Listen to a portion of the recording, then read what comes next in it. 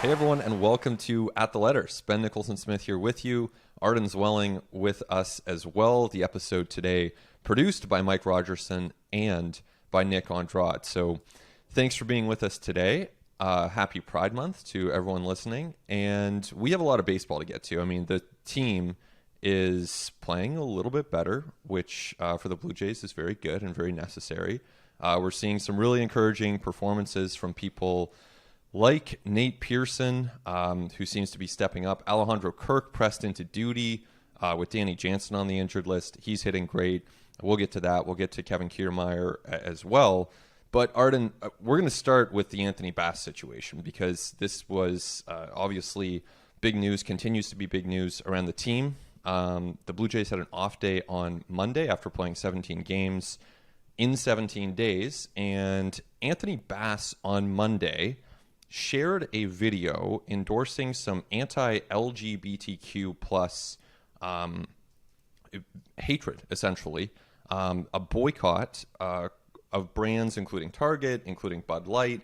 Within the clip, the speaker is saying this is evil, this is demonic. So this is some pretty hateful stuff that Anthony Bass is sharing. Then the next day, he shows up at Rogers Center, offers a very brief scripted apology that lasted 30 seconds. He did not take questions afterwards, and it began with, "I'll make this quick." So those are the facts. I mean, as for where the Blue Jays go from here, as for what to make of this situation, there are a lot of directions we can go, but those are the facts to kind of start this thing off. Yeah, and I think that another something that I believe that I would like to establish up front is that the video that Anthony Bass shared on his Instagram story is utterly asinine. It's like absolutely ridiculous and it's hateful. At the crux of this is a retailer that has released a line of clothing in support of Pride Month. You know, we're talking about pieces of fabric that display positive LGBT messaging. So to suggest that that is in any way demonic or Satanist is, to me, galactically stupid and hurtful and callous. And that's another, to me, a fact that we should establish. For sure. I mean, it almost like absent the editorializing of this account that Bass shared and that Bass himself also shared, it's pretty unremarkable, right? Brands are selling some products with Pride logos on them. I mean, seems to make sense to me. It's kind of unremarkable. In the same way that the Blue Jays have Pride events planned, that's great. If Anthony Bass had not shared this content and had not created this situation around the Blue Jays, we probably wouldn't be talking about this today. It would just be, hey, that's great. There's Pride Month, and we would be talking about the Blue Jays. But instead, Bass is making this situation a distraction.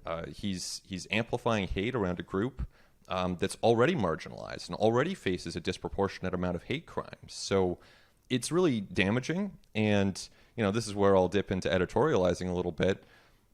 If Anthony Bass has really had a change of heart in the 24 hours after posting that video, and if he has really thought this through and sat down and realized that what he was doing was really problematic and really damaging, then issuing a 30-second apology did not convey that. He did not successfully convey any sort of real contrition because there wasn't a willingness to answer for what he did. Well, and it starts with the act itself, right? Anthony Bass is he's not a rookie. He's not 22. He's a 35-year-old man who's been in this league for a very long time. This is a very veteran professional athlete who has played a long time both in the United States and overseas. He understands his position as a public figure. He understands he is in control of his social channels. He understands that a lot of people will see what he amplifies, as you put it rightly, on his Instagram. So he has to understand that by sharing something like that on social media, he is putting his name behind it. He is helping spread it. He's amplifying it. In this case, the message that he spread and put his name behind was hateful and targeted a marginalized community that's been fighting an extremely uphill battle to gain equal rights for a very long time. So like there's no mistake here. Like there's no whoopsies. Like I just think that at the root of it, it was just a really callous thing to do. Like I think it's closed-minded, it's cruel, it's thoughtless. I think it demonstrates like a lack of compassion and understanding for others, and that's before you even get to, as you said, the very terse apology. Yeah, absolutely. It just lands so hollow, to quote unquote apologize and then just sidestep away. All right, I paid my penance, that's done, let's move on.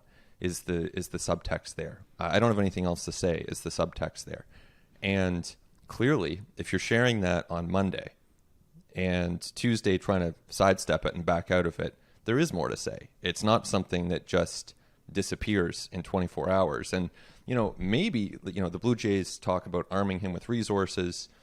Maybe he really will take advantage of those. I mean, who knows, right? It's possible. But it's so much less believable that he's going to attempt to do that when he doesn't explain, when he doesn't offer context, when he doesn't get into any of the nuance surrounding this. And so it really stretches belief that there has been a change of heart here.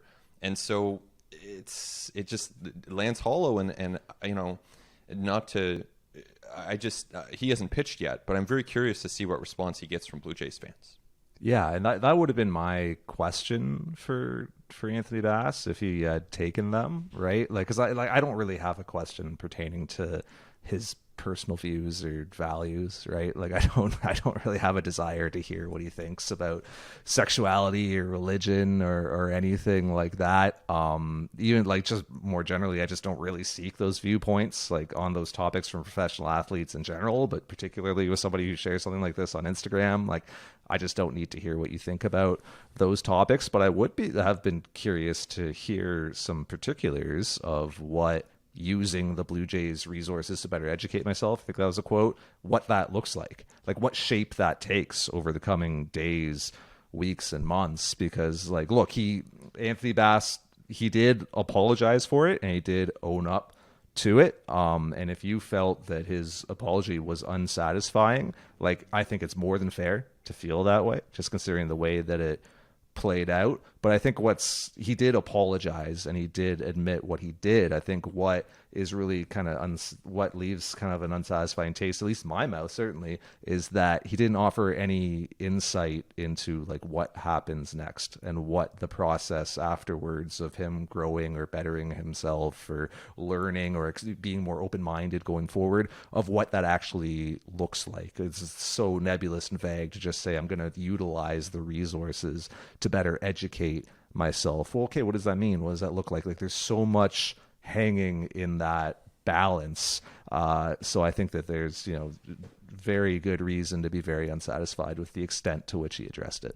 Exactly. And, it's not for me to say whether that apology is sufficient or not, but at the same time, 30 seconds is pretty brief. And like the next time, you just think about it in any context, right? If you offer a 30-second apology for something and then say, no, that's it, I'm not talking about this anymore.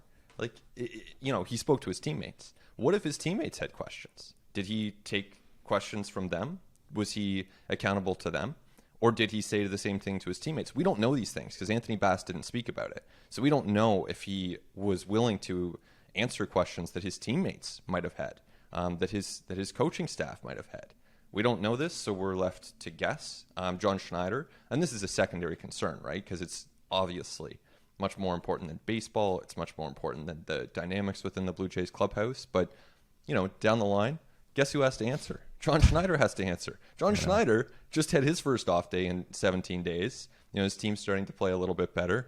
Instead of being able to chill or maybe prepare for the Brewers, John Schneider then answers questions. Now, that's part of his job as a spokesman for the Blue Jays, and he handled it well. But that's not ideal for him to have to answer these questions. It's not ideal for the rest of the Blue Jays now to be under the microscope with these things and to have to take time out of their day to listen to a half-baked apology or we don't know the extent of the apology because, again, Bass didn't answer questions, but now they're taking time of their day. So it ends up being a distraction for the team on the field as well.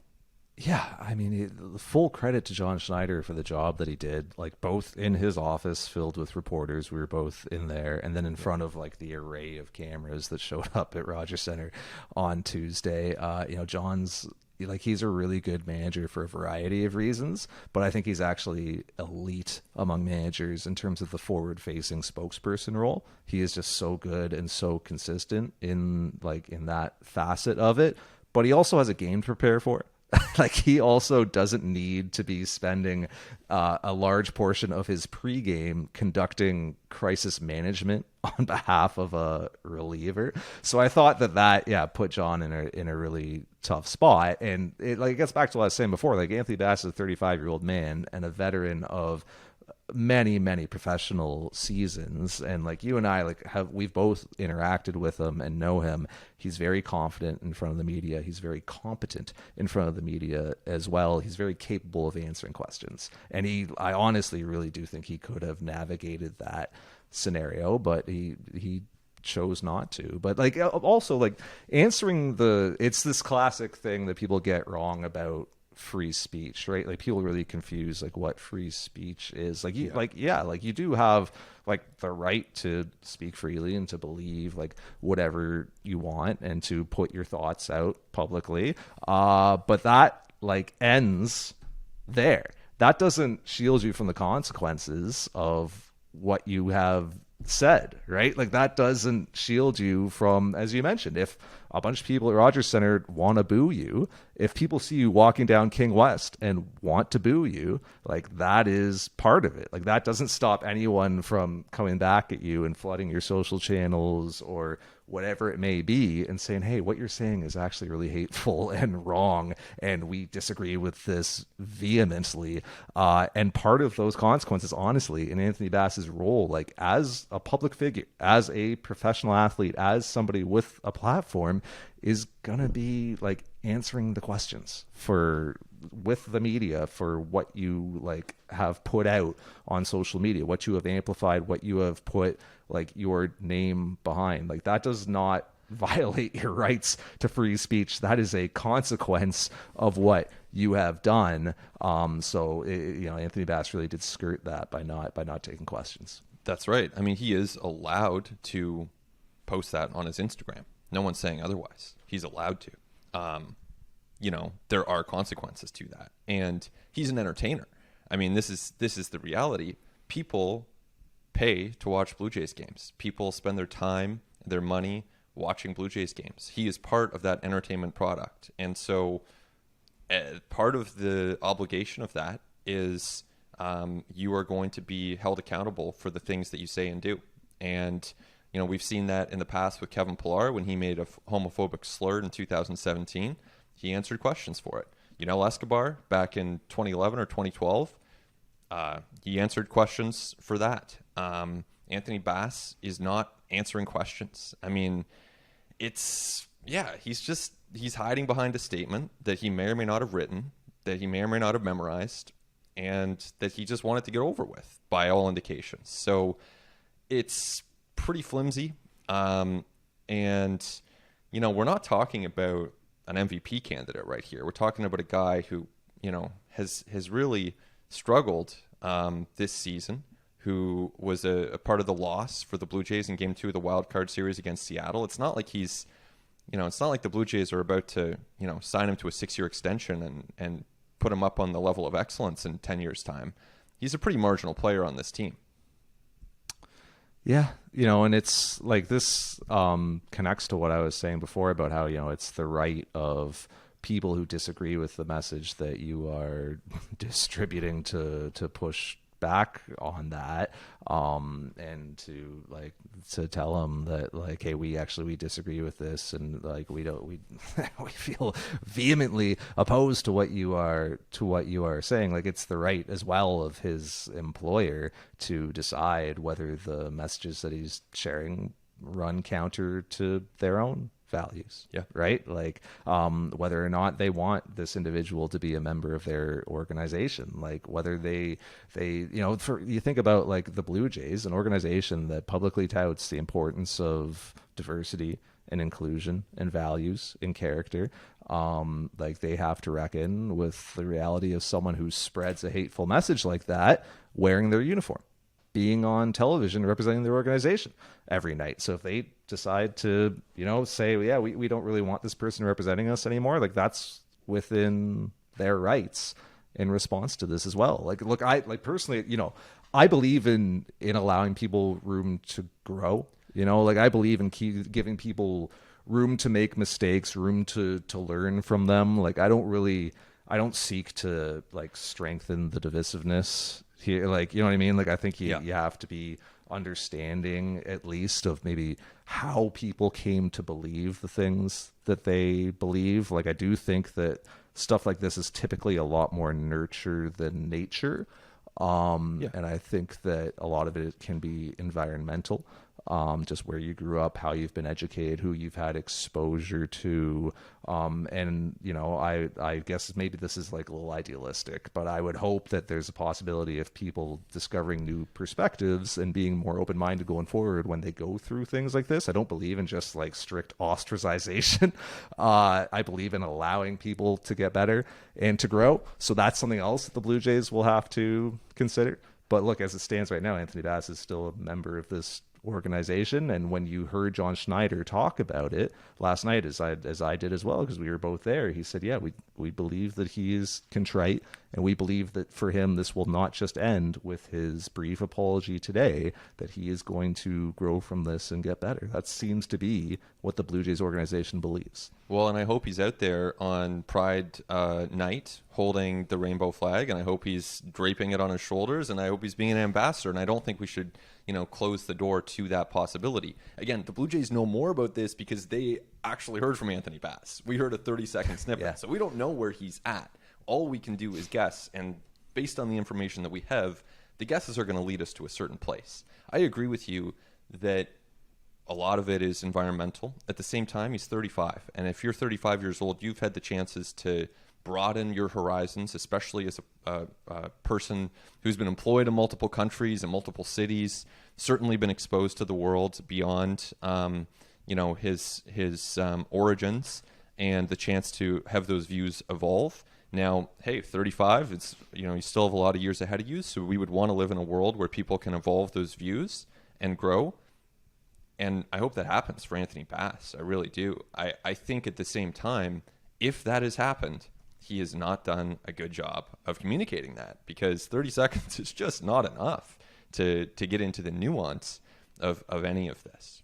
Yeah, and that's why it's unsatisfying, because there's just so much left hanging in the balance that we don't know, because we haven't had a really fulsome opportunity to hear from him on it. Maybe we will, right? Look, it's been 24 hours here, right? So like you said, there will be opportunities, but to your point as well, like this is Anthony Bass's, regardless of where he grew up or who he's been around in his life, like this is his second stint in Toronto as a member of the Toronto Blue Jays. Like you should have a pretty good idea of kind of the values in Canada and in Toronto and of what's important to this fan base, which by the way is like incredibly diverse and inclusive and wonderful. Like I almost don't, I almost want to like stop talking about Anthony Bass and like start talking just about like all the things that are great about Toronto and about inclusion and about what the Blue Jays do at Rogers Centre. Like you mentioned, like Pride weekend coming up. I was talking about this on Blue Jay Central with Jamie Campbell last night. I'm going to be doing the sideline work that weekend. It's June 9th and 10th is when the Blue Jays are kind of celebrating Pride weekend as a part of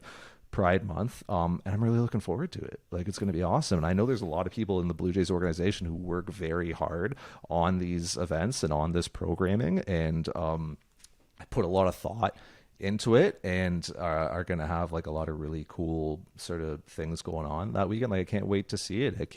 Every time I do Blue Jay Central with Jamie, yesterday was my first time doing it this year at Rogers Centre. Yeah. Like we're right there in the fans. Like when we're doing Blue Jays Central, like there are fans all around us, and you just look around and you're like, wow, what a cool fan base of people who are from all walks of life and all backgrounds and all ages and all beliefs, and like everybody gets to come together and have a great time at the ballpark, and everybody is welcome at Rogers Center. Everybody is welcome to enjoy the sport of baseball. You don't want anybody to feel like they're excluded or like they aren't welcome in that space and in that environment. And I would hope that there aren't people that believe that way, in spite of what one reliever has shared on social media. I would hope that everybody in Toronto feels welcome and encouraged to come out on Pride Weekend, which I think is going to be really cool. I think about it, like I noticed in those new outfield spaces that the Blue Jays have, I believe this is in the one in the upper, like a 500 level in right field. Correct me if I'm wrong, but there's a sign that says "Come as you are" in multiple color, in kind of the rainbow colors. Blue Jays didn't have to do that, but they did, and they didn't make a big deal out of that sign being there. It's just there year round in the stadium. So I do think that the Blue Jays organization and people within it are very thoughtful about this stuff. And, I would hope that, the discussion around inclusion and, LGBT issues at the Rogers Center is a lot more positive going forward than it is in these 48 hours. For sure. And I know, of course, we have tons of ATL listeners within the LGBTQ plus community. You definitely have a place on ATL and, within Rogers Center, within the Blue Jays world. I hope that that's clear. This Anthony Bass stuff is just, it is really disheartening. It's really disheartening. Anything else there you want to add, Arden? I think we covered it. I hope. Hope so. All right. Well, we will come back. We'll talk some baseball when we continue on At the Letters.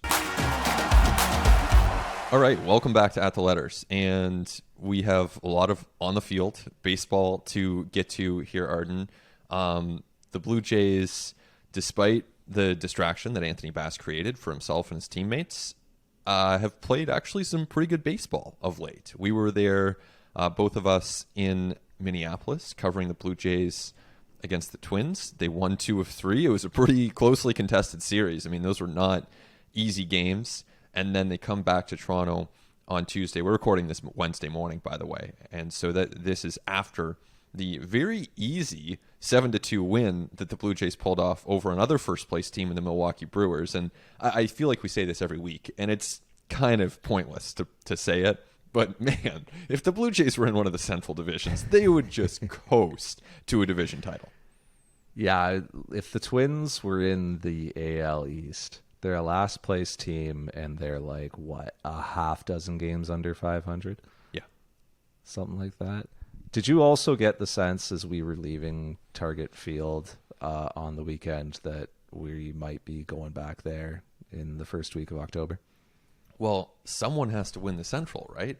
So that's a team that's probably not getting a bye in the first round of the playoffs, meaning they would probably play a wild card team. Now, the division winner would play the third wild card team. The Jays obviously have visions of being maybe the first or second wild card team, but at this point, they have a long way to go. They are not in that position as we speak. They're not in playoff position as we speak. They're 29 and 26, and so they have a lot of work ahead, and maybe that will end up back at Target Field. I mean, stranger things have happened, and the idea of facing Joe Ryan and Pablo Lopez and Sonny Gray in an elimination series, it's not that fun of an idea. Even though the Twins aren't that great, those pitchers are pretty good. Any team that gets to the postseason is going to have likely 2 very good starters atop its rotation. And if they've kept them healthy and effective towards the end of the season, you're going to have to face them, right? Like it was the same thing last year with the Mariners. Like you got Robbie Ray and Luis Castillo, right? Like Robbie Ray, Cy Young winner, Luis Castillo, like could be this year's Cy Young winner. So like extremely good pitchers. And it's just kind of funny to be sitting here in, we're about to begin June, but I still don't really foresee the Blue Jays overcoming like a 10-game deficit with the Rays in the AL East. Like, that's just going to be so challenging. I think there are probably, if you chart every possible outcome, maybe in somewhere like 3 to 4% of them, the Blue Jays could do it. So I think it's like possible, but I think it's extremely unlikely. Maybe there's a world where the Rays collapse and the Yankees can't get healthy and the Red Sox go away and the Orioles become middling and the Jays surge and play on like a 100 win pace from here on out and they get into first place. But I wouldn't be banking on that. So I'm looking at the Jays as a likely wild card team. So if you give the Rays the East with probably a really good record, one of Houston or Texas gets the West, likely with a pretty good record, and then Minnesota by default is in the Central, I would say that your buys are going to be Tampa Bay and one of Texas or Houston. So that means Minnesota's hosting one wild card series, and then you look at the rest of the wild card standings and how those line up. Is it Baltimore in first place? Is it the Yankees? Is it Houston? For the Blue Jays, it's almost like, probably going to Minnesota, or maybe you finish second in the wild card standings and you're going to Camden or Yankee Stadium or to Minute Maid Park. I don't know if there's any other outcomes here that look super realistic as we sit here right now. Hey, I mean, watch out for the Tigers. They are putting up a fight against the Twins. I mean, in the AL Central, they might be a threat to win the division. I mean, that's the state of things in the AL Central. But yeah, I think the Twins certainly could be a team that the Jays end up matching up against in the future. I agree with you on the Rays, and it's unfortunate for the Blue Jays. And of course, all you do now is you just continue playing the games in front of you. I think there's a chance that, George Springer will outperform Jose Siri from this point. It hasn't happened so far necessarily, but that could happen, should happen going forward. But the Jays just have so much work to do, and the Rays remain a really good team. They have Tyler Glasnow back at this point. You have McClanahan, who's obviously one of the best. It's a really, really tough team. So this might be a year where the Blue Jays are battling for a wild card. And there's a lot to be said for the school of thought that's, hey, just get in and see what happens. And it didn't work for the Blue Jays last year. Didn't work for the Blue Jays in 2020. It doesn't mean it won't work for them in 2023. I mean, we don't know what the future holds, but it's to win, to get to where the Jays want to go, they are going to have to beat so many good pitchers and so many good teams. And it's going to happen all month for them to have any chance of achieving their ultimate goal. Yeah, that's my thought. Just get in, right? Like, we're the Phillies, one of the best team in the National League last year, right? And they went to a World Series. The year the Washington Nationals won the World Series, were they the best team in baseball that year? Not in my estimation. It's just a fun little tournament at the end of the year. So just get in, and when you get in, have two starters at the top of your rotation that like are really good and who you really trust, and then a third that you're like, okay, you can go 2 trips through. We're happy with that. That's what you need as far as starting pitching goes. In your bullpen, have 2 arms you really, really trust, and then a third who you're like, yep, we can give you some leverage.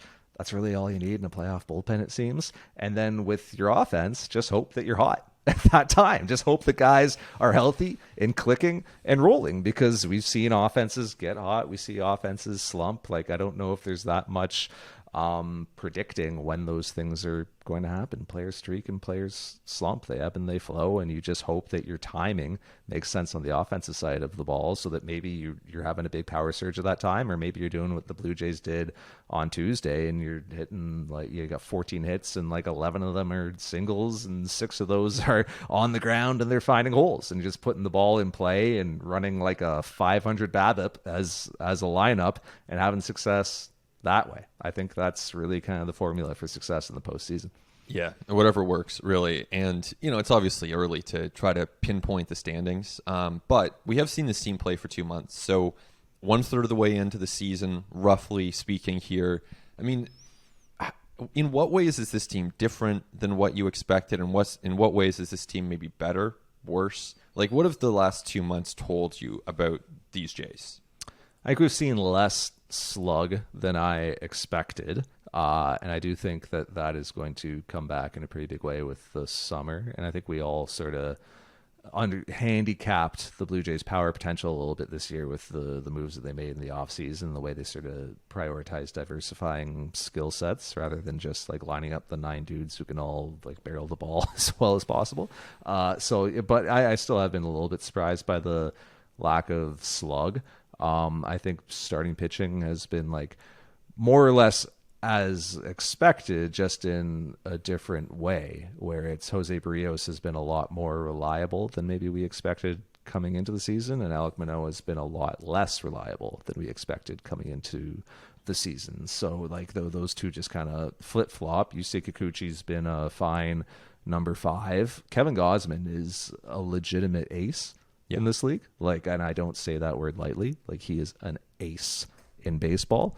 And Chris Bassett has just been dependable, honestly, like that kind of fulcrum in the middle of the rotation, innings eater, veteran guy who's going to have his poor starts, but a guy who more often than not is going to give you a quality one. And then in the bullpen, like, it's always very volatile, and things are always sort of shifting around. But I think that, as we talked about last week, like, there are very good raw materials here for a good bullpen going forward. You're just trying to get certain guys right and trying to find the right roles for certain individuals and the right matchups and trying to get them into positions in which they can succeed. And then the biggest, honestly, worry going forward is just depth, a lack of upper level AAA depth, basically all around the roster, like starting pitching, relief, position players, everywhere. There's a real lack of depth right now, and that could be troublesome if the Blue Jays catch a really unfortunate run with health. Yeah, that's for sure. Just quickly on Kevin Gausman, because he was my Cy Young pick going into the season. He looks the part. And as another quick aside, it's just so funny looking at comparing social media presences. We talked about Anthony Bass in this first segment. Kevin Gausman wakes up on Wednesday morning and just tweets a photo of a moose on a roof that he sees in his neighborhood. It's like, there's that's not going to cause too many headaches for anyone with the Blue Jays, or more importantly, in any marginalized communities. But I think you make a lot of good points there. I think the depth one is interesting to kind of pick up on, because we've talked so much about slug and offense with this team. Clearly, there has been a lack of that. It's going to be really important for them to get more of it, and largely that's going to have to come from their existing players. You're not going to go and trade for 240 homer bats. You need that to come from Vladdy, from Springer. Springer's been great in May, but you need that to come from your existing personnel. But the depth, like going into the season, I look back at this the other day. I wrote an article in March during spring training about what the Blue Jays would like to see in the way of breakout performances. And you look at the best teams in baseball. Every year, they have breakout performers, guys who come out of nowhere and end up having really good seasons. And so in March, I identified some players and said, hey, if these guys can click, and this was after talking to people around the Jays, coaches, players, whatever the case, to identify some players who might be able to burst onto the scene a little bit. And looking back at it, the names that were Mitch White, who has yet to pitch at all for this team, Zach Pop, maybe a power sinker guy who can be an impact arm in the bullpen. Hasn't really happened. Cavan Biggio, could he be the super utility guy? Hasn't really happened, although he is playing better in the last week or so. Drew a walk and reached base 3 times in Tuesday's game. And Nate Pearson. And Nate Pearson has emerged as a breakout type player and looks like an impact player.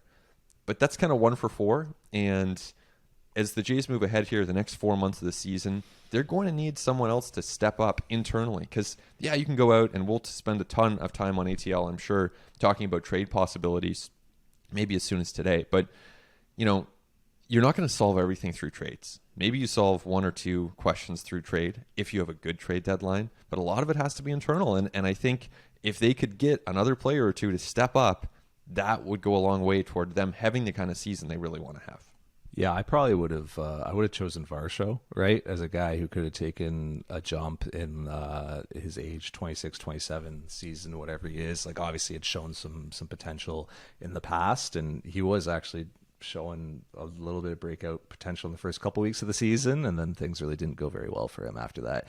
But like, he's someone who I would have picked as like, hey, if the Blue Jays get the obvious, like the defensive contributions, which are consistent, the base running, which is consistent, and then just more offense than he's provided in the past, that would have been my breakout pick. And the Blue Jays haven't gotten that to this point. Maybe they do over the second half of the season. It's funny, like Kevin Kiermaier has been the breakout as a 34-year-old veteran, of many seasons, like having one of his best years of his career to this point. That's sort of been your breakout offensive player this year. It was looking like Matt Chapman in the first month of the season, and then he's come back down to earth in a pretty considerable way here in May. So I agree with you. Like they need something. Whether that could be even from like within the system, like an Addison Barger forcing his way to the majors, but things haven't gone well for him when he's been healthy, and then he's been hurt.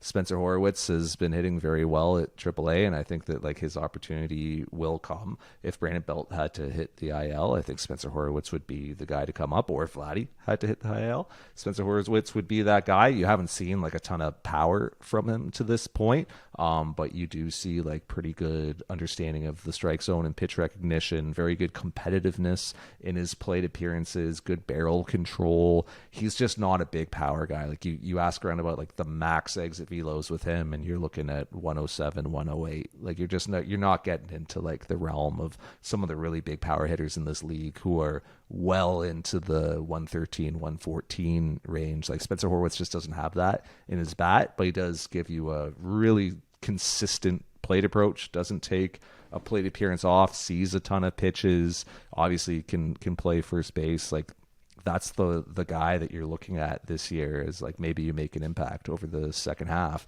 because there just has been a real lack of other good stories in this system at the upper levels this year. That's what you need. Like if you want to win it all, if you want to be the team that's the last one standing, there's going to be attrition. There are going to be guys who underperform on every team. So you need multiple players to step up. And so far they've had Pearson. Another name that I listed in that story, I'm just remembering, was Otto Lopez. And Otto Lopez hasn't performed at AAA, to say nothing of the major leagues. Then you get to Ricky Tiedemann. We thought maybe by this point, end of May, would I have been stunned if he had made it to the major leagues? No. But he has battled a biceps issue. Clearly not on the brink of joining this team. And look, they've had a healthy starting five to this point, which they are the only team in Major League Baseball that has relied only on 5 starters. As we record this right now, each of their 5 starters has made 11 starts. So that is remarkable consistency from their rotation. Yeah, I talked to Otto when he was up on the taxi squad recently, and he was just like confounded with the start to the year that he'd had. Because remember, he had such a good spring training. He had a great WBC, and he goes to Buffalo to begin the year, and he was telling me, I'm doing everything the same at the plate, like same stance, same setup. I feel like I'm seeing the ball the same way. Like I'm just not seeing the results. And I think he had to kind of battle that mental aspect of it a little bit, and that frustration. And he started to come out of it a bit in May. And I think you're starting to see a bit more of the potential. But you're right. Even the Blue Jays have sort of shown you a little bit how they feel about Otto Lopez right now in some of their roster decisions, like Ernie Clements on this team today. As it pertains to Nate Pearson, like the outing that he had on Tuesday against the Milwaukee Brewers was like, holy crap, over 2 innings. And yes, like think about quality of competition, but also think about quality of stuff that Nate Pearson showed you in that outing. He sat 99 over 2 innings in that outing. His fastball was like absolutely dominant. It was really all that he needed, but then he's flipping up sliders that he's landing for strikes. 4 called strikes with his slider that day, 2 called strikes with his curveball. In his second inning, he strikes out the side, and he has a different out pitch each time. Climbs the ladder 100 for a strikeout, lands a nasty slider for a called second strikeout, and then uses the curveball to get swing and miss for his third strikeout. I mean, that is like pretty unbelievable stuff, pretty unbelievable ability. That is something that can look really good in like down the stretch and in the postseason as a multi-inning leverage piece when like, because we know like as the season goes on and particularly into the postseason, even the starters who you trust the most, their length of outings shrink. Like you go to your bullpen a little bit earlier than you do earlier in the season. Nate Pearson could be a real weapon in a variety of ways, whether it's like being that bridge guy, pitching a 6th and 7th inning, or if like in Minnesota, as we saw, you want to give him the 8th with a 2-run lead and just let him air it out for 1 inning and get it to Jordan Romano in the 9th. If Nate Pearson's going to pitch like that, it's a real weapon for this team. If he's going to pitch like that, he's one of their most important arms, period, for the rest of the season. I mean, he would be obviously Romano, obviously your 5 starting pitchers, and then it would be Swanson and Pearson. Meza may be in that discussion. He is putting himself in a place where he will be in the most important innings that the Blue Jays pitch as they try to lock down a playoff spot, as they try to win playoff series. Nate Pearson is putting himself in that equation, and it hasn't taken long. His debut was late April. We're recording this in late May, but I have full conviction after watching him in his last 2 appearances that he belongs in high leverage spots. I mean, you talked about the stuff. It's been there. His demeanor is there. It seems like the preparation has been there.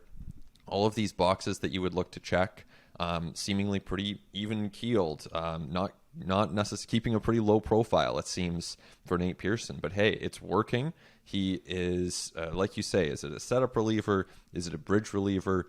If he's throwing 100 over the plate consistently with great breaking stuff, it doesn't matter what role you put him in. He is going to be a very, very important part of this team. Yeah, it seems like he's sorted out his mental approach a little bit, his mindset, his mentality, what he carries from the bullpen to the mound, how he goes about things in between his outings. I do think there are still some like literal approach things the Blue Jays would like him to work on, i.e. like if he has a multiple run lead, like why not just throw 100-mile-an-hour fastballs, man? Like maybe don't mess around with, you got 2 strikes on a guy and you're flipping in sliders and curveballs and you miss with them and you walk them.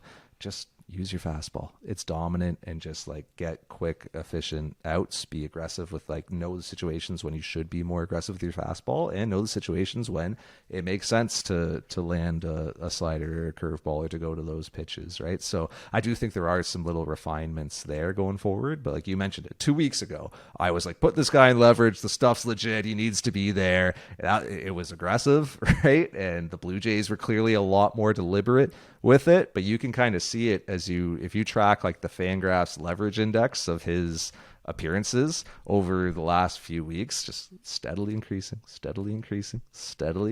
Like the Blue Jays have just introduced a little bit more and a little bit more and a little bit more, where now, I mean, in his last 10 days, he's had his 2 highest leverage index outings of his career.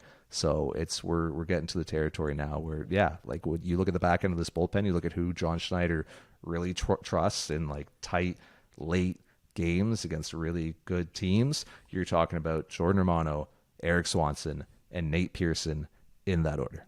Yeah, I mean that's a great sign of what Pearson's been able to accomplish in the last month or so. Sounds like your approach as armchair bench coach has been aligned with the Blue Jays there. No, I was be more aggressive. The Blue Jays were more deliberate, and they were right to be.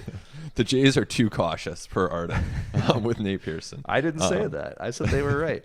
All right, well, I'll stop putting words in your mouth, and we'll take a break, and we'll come back. We'll talk about Kevin Kiermaier and Alejandro Kirk when we continue.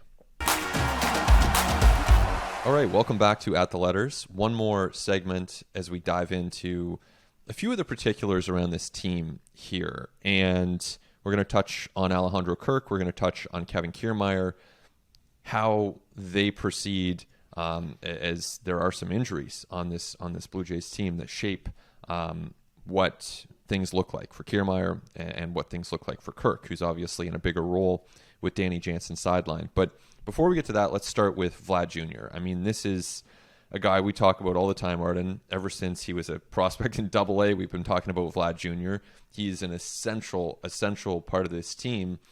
And if you look at the last few weeks, ever since he missed a little bit of time with a wrist injury in Pittsburgh, the numbers haven't been there. It's been a struggle for him. Now, we did see him get 3 hits on Tuesday. 1 to left, 1 to center, 1 to right.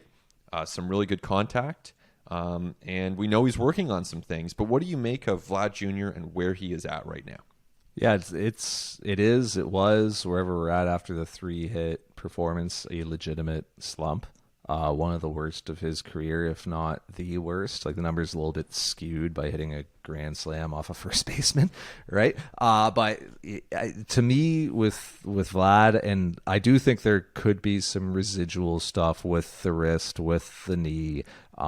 We went over this a couple weeks ago, like how frequently Vlad has played over the last several seasons, like across baseball, not just in context of the Blue Jays, globally across MLB, one of the highest workloads of any player in the sport. Doesn't play the most demanding position. I get it. He has his DH days, but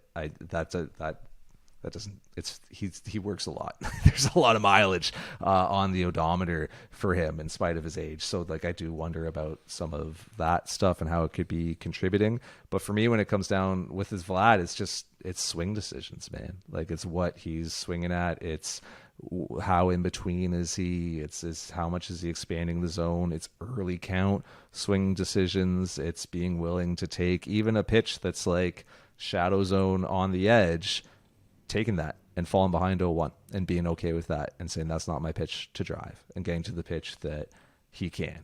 It's certainly not expanding, obviously, which we still saw him do a little bit on Tuesday in a 2-strike count. Yeah, right. So I think so much of it for him is just mentality, mindset between the years. Like that's, Bo Bichette talked to Shai Davidi the other day about that and about how like their conversation in the dugout that everybody saw on the broadcast was really just about mentality and about mindset, about aggressiveness. You look at all the people who are having conversations with Vladimir Guerrero Jr. right now. Like we see his uncle in town talking to him. We see John Schneider having long conversations with him. Like these are people, Bo Bichette included, who have known Vladimir Guerrero Jr. for a very long time, knew him in the minor leagues, knew him coming up, know what makes him tick, know what happens when things aren't going right, know what he needs to get himself back to a place where he can be productive. And the thing with Vladdy is the talent is so natural and so innate and always there. It does seem like it is just a mindset thing at the plate, and more specifically a swing decision thing at the plate that I think allows him to tap into that ability more consistently.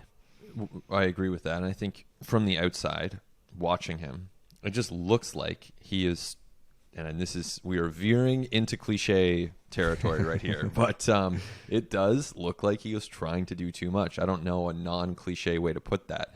Looks like he's putting too much pressure on himself. Like he is trying to hit everything instead of waiting and trusting that pitchers this is clear. They have two choices. They can walk him by avoiding the strike zone or challenge him within the strike zone. And if Vlad expands, he does those pitchers a favor by expanding the area that they can attack him in. So that is very amateur analysis. I'm sure the Blue Jays have more sophisticated ways of looking at these things. But to me, it just looks like he is trying to do a little too much. Yeah, and you look at a guy like Wilton Guerrero, who has known Vladdy as long as anyone who's involved in this process, and he's at Rogers Center hitting BP with Vlad, or I should say watching Vlad take BP like early, around 3 p.m. in the afternoon, like well before official BP begins, well before some players are even at the ballpark.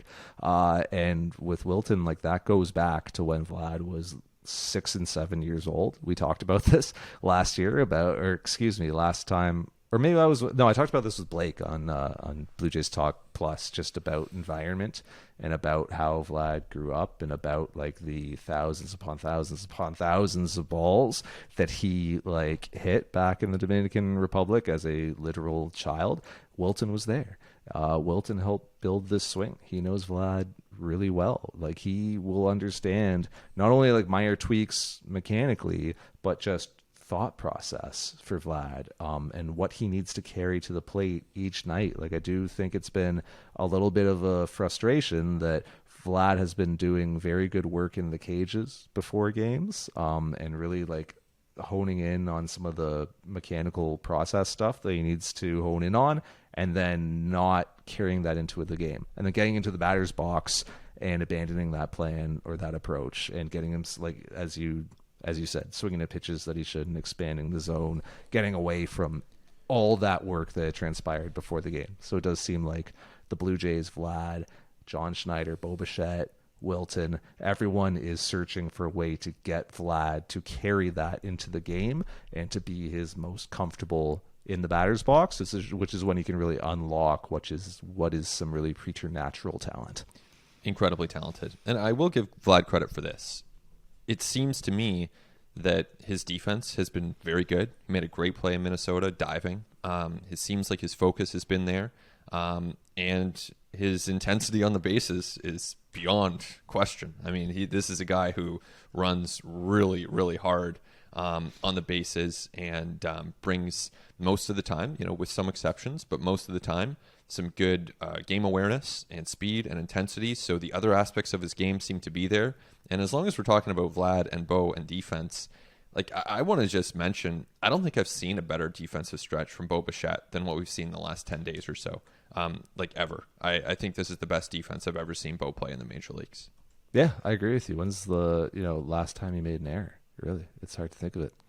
He looks great out there. I mean, he's making difficult plays. He's making routine plays. Yeah, he looks like a really good shortstop. So, defense slumps too. There's not to say that he's going to do this all season long, but that's a good sign for the Jays. Yeah, I totally agree with you. Alrighty, so let's touch now on Kevin Kiermaier because his absence definitely impacts the Blue Jays defensively and offensively.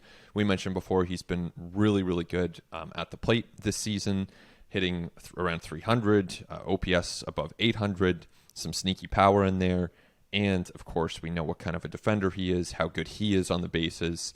It's been a great, great start to the season. But on Saturday in Minnesota, he made a throw in the first inning that wrenched his lower right back. And he made a throw in the following inning that really confirmed for him this is not good. He knew at that point that he was pretty compromised. He offered to John Schneider, hey, I can stay in the game. I can bunt.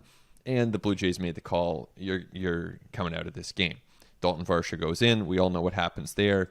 But with respect to Kiermaier, he remained out of the lineup on Tuesday after the off day Monday. And this is something that connects to the hips a little bit. The lower back, he says, connects to the hips that, prevented him from playing the last half of the 2022 season. So this is not an insignificant concern. He says he's optimistic that he'll be back out there soon. But in the meantime, it's a real question for the Jays as to how they kind of proceed. And they're certainly hopeful that this absence won't be long. Yeah, I think that what's encouraging is that Kevin Kiermaier knows his body really, really well at this point as a result of kind of all the physical maladies that he's dealt with in his career as a result of playing with a torn labrum in his hip for a very long time and playing with many other physical ailments people don't even know about. He was telling me in Minneapolis, I've played through back tweaks that were worse than this one before. This is nothing new for me. This happens from time to time. I just felt like I need to nip this thing in the bud, and I need to not let this get any worse. So, you're right. When Kevin Kiermaier ran back to the dugout and was going to lead off the next inning, he told the Blue Jays coaching staff, hey, get somebody ready because I'm going to go up there, and I know if I swing at a ball as hard as I can, which is what every hitter's trying to do, I'm going to make this a lot worse. Yeah. So I'm going to go up there, and I'm going to bunt. I'm going to try to reach base, but get somebody ready to come into this game for me. So I think that that's a really veteran, mature, advanced approach. Kevin Kiermaier could have played through this. He has played through it in the past, but I think he's learned his body at this point to the extent that he knows, look, if I just give this thing 48, 72 hours to calm down, rest, treatment, kind of just get everything out of there, I can hopefully avoid the IL and contribute, to my team instead of landing on the IL and being missing for a month, which, for the Blue Jays, look, we've been over this. Kevin Kiermaier has sneakily become a really important part of this team over the first 2 months. So, you hope that he continues, that approach leads to him being back before long. But we'll see. Back injuries can be tricky. And just because Kevin Kiermaier's gone through it that way in the past doesn't mean that he will get through it that way now with more mileage on his body and being a bit older and playing on Rogers Center turf and this, that, and the other. Yeah, you got to play the long game to some extent. He seems to be aware of that. The Blue Jays obviously want to make sure that he's on the field for as many of their remaining games as possible. And, you look at the immediate trickle down from this, and it's kind of manageable. I mean, Dalton Varsho, if he's your backup center fielder, and I know the 2 balls went off his glove in center field, but he made an awesome catch the next day. Incredible efforts to get to the wall on those 2 on Saturday. He is a very, very good defender. If you have him as your backup center fielder, you're in a great spot. Now, the issue to me here is that it pushes everyone else up a spot. And so Cavan Biggio kind of becomes an everyday player on this team, which, going into the season, you probably would have been fine with that. He has struggled, however, offensively this year. And, against big velocity, against lefty pitchers, I think that is a real question, that you run the risk that you take a hit offensively there. And you start looking at the bench, and Cavan Biggio, he should be the guy in there, because you look at the bench and you have Ernie Clement, Nathan Lucas, and Tyler Heineman most days. So the bench, because Kevin Kiermaier and Danny Jansen are now temporarily, at least, have been unavailable, the bench has gotten a bit depleted, and there's not as much certainty, there's not as much experience on that bench. Yeah, I guess back to the depth issue that we were talking about. It's funny how Dalton Varsho is right now sort of covering for 2 really important up the middle positions when you think about it. It's not only center field, but we're going to see Dalton Varsho catch at some point here. Honestly, he's not going to start a game at catcher, but we're going to see him enter a game as a catcher. Like, it has been this close. If you're watching on video right now, my index finger and my thumb are held very closely together. It has been this close at multiple occasions just over the last week. Like, there was extra innings against the Orioles in Minneapolis. Like, Dalton Varsho legitimately had the pads on, like was strapping them on in the tunnel. Like, because with like Tyler Heineman on this team, like he's not somebody who you're going to want to see that many plate appearances. But Alejandro Kirk can't catch as much as he has been over the last week or so because of workload concerns there that have like become quite evident over his time as a Blue Jays. So like, I really do think that this coaching staff is going to get into a scenario late in the game, tight game, extra innings, whatever it is, where they're going to be throwing Dalton Varsho behind the plate. And he hasn't caught since the second last day of spring training, when he caught a bullpen just to like remind himself what it feels like. I've talked to him about it. He's said like, this isn't something that I'm like continually working on throughout the year. I'm not regularly catching bullpens. It's not going to look perfect when I'm back there. It's not going to look excellent. The framing, the blocking, the receiving, like it's not all going to be like, you're not going to see Dalton Varsho, I think, atop some of those catcher metrics on Baseball Savant. And I think even to the eye test, it's not going to look excellent. But Varsho is enough of an athlete that I think he will be playable back there. It's interesting when he threw out somebody at third in the Minnesota series on that bloop to center. His exchange on that play was like 0.59 seconds, so that's like from getting the ball to throwing it, half a second. Like, this guy is fast. This guy's an athlete. A lot of that comes from catching. So that a lot of that is still going to be there. He says it's going to be like riding a bike. He's never going to forget how to do what got him to the big leagues, but it's not something he's consistently working on right now. And in spite of that, I think we're going to see him behind the plate pretty soon. Well, there's a craft to it. Obviously, there's so much that goes into catching, and he's just not working on that because he has other obligations, like playing center field and hitting against Major League pitching every night. So, yeah, it could be a rusty look if it happens. But he's a pro. I mean, even here, you and I were talking to him in the clubhouse after those 2 near home runs, and he just seems really even-keeled with this stuff, and that can be a plus in the course of a long season. If something doesn't go his way, then he seems pretty well adjusted to be able to move on from that. So that's a positive. I've been so impressed with his mental approach this year. Getting traded, new environment, like that is always unsettling and uncomfortable. Learning, how the Blue Jays do things. First trade in his life, all the expectations that were placed on him, for who he was traded for, and then like hitting up in the Blue Jays lineup over the first 6 weeks or so of the season. scuffling, going through a slump, not feeling his best at the plate, having a very obvious area in his swing that was being exploited.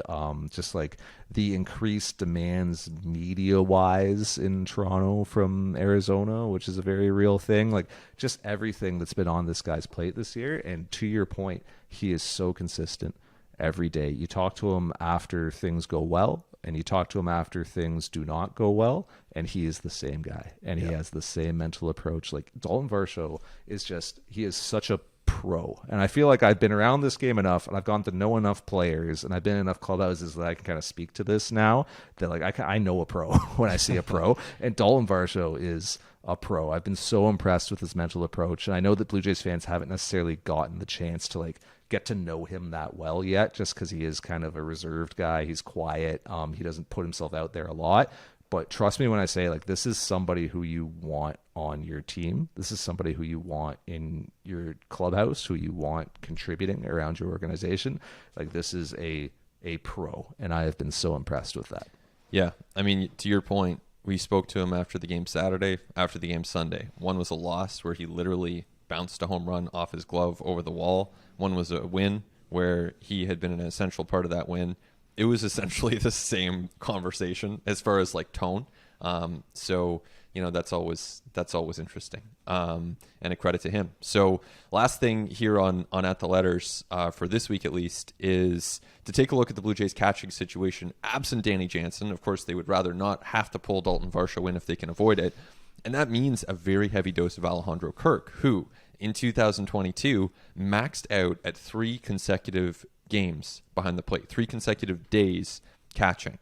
Already, since Jansen went on the injured list, we saw the Blue Jays catch Kirk on 5 consecutive days. So they are showing a willingness to push him a little bit harder because they really need him right now. Yeah, it's going to be really interesting to see how sustainable this is. The Blue Jays are considering Danny Jansen week to week. So we'll see how quickly he's able to get back. He shut down baseball activities entirely, I believe, aside from maybe just throwing. So he's probably going to need a rehab assignment when he comes back, just to kind of test things out with the groin and get back up to speed. So there's like a lot of pressure on Alejandro Kirk right now. There's already a lot of pressure on him offensively with how he had begun the year and just the ground ball rate, the way that he was coming open in his swing, not demonstrating a ton of power, not demonstrating that right center field approach that we're so used to from him. And now there's a ton of pressure on him defensively to like have a good tempo with Alek Manoah, right? To get Yusei Kikuchi to lean on his fastball and to be effectively wild, to help Jose Barrios tunnel his pitches effectively, to like receive pitches in a way that isn't tipping and in a way that isn't giving things away to the opposition, which has been an issue for the Blue Jays. So there's like a lot of pressure on Alejandro Kirk going forward, a lot of expectations, a lot of responsibility on his plate. And the reality is he's a much better hitter than Tyler Heineman. And look, Tyler Heineman, he doesn't have an easy job right now. No, not saying otherwise, appearing occasionally, trying to hit major league pitching. That is not an easy job. But Alejandro Kirk, I mean, his bat plays against major league pitching. We saw that again Tuesday. I think his bat's starting to heat up. I think he's starting to get back to where he needs to be offensively. And that means he's so much of a better option than a Heineman that's going to really be tempting. It's going to be hard to, of course you have to do it. I would anticipate day game after a night game against the Brewers, Heineman catches one of those games, probably catches the Wednesday game because that's Kevin Gausman's scheduled start. So you're going to find times, maybe it's a couple days a week, that Heineman is in there, but Kirk probably ends up catching 5 days a week, maybe 4 days a week at least. Yeah, the advantage that Heineman has is that he was in this organization last year, so he understands kind of the process, the pregame work, like how information kind of flows. Like he might not have the most familiarity with a Chris Bassett and how he likes his catchers to set up or receive pitches. And, Chris Bassett's all kind of about lanes and all about presentation and targets and things like that. So like he's going to have to learn some of that stuff on the fly, but he at least is familiar with like what the pitch recs are going to look like on his armband and, kind of how pregame advance meetings run, just the scheduling, all that. And there's like, I don't think any questioning Tyler Heineman's like eagerness to take this on, and I think he'll do a very good job defensively. But yeah, you're right, Alejandro Kirk's a much better hitter, so like we're going to see some interesting, I think, pinch hit substitutions late in games when the Blue Jays need a big swing. And then when it comes down to, well, do we throw Kirk back behind the dish right now, or do we want to be really careful with his workload? I just really think Dalton Varsho's day behind the plate is coming. Yeah, it's going to be interesting because the other side of this is if you push Kirk too hard, then you're in a really bad situation. So they have to walk that line. We will follow it very closely, of course, as these developments continue here. But for now, this is it for us on At the Letters. Arden, thanks to you as always, and thanks as well to our producers, Mike Rogerson, and as well, Nick Andrade. Thanks to you for listening. Remember, you can find At the Letters wherever you find your podcast. You can also find it on YouTube. You can also review us, give us ratings, give us some comments. We always appreciate that. So keep all of that engagement coming and stick with us here on At the Letters as the season continues.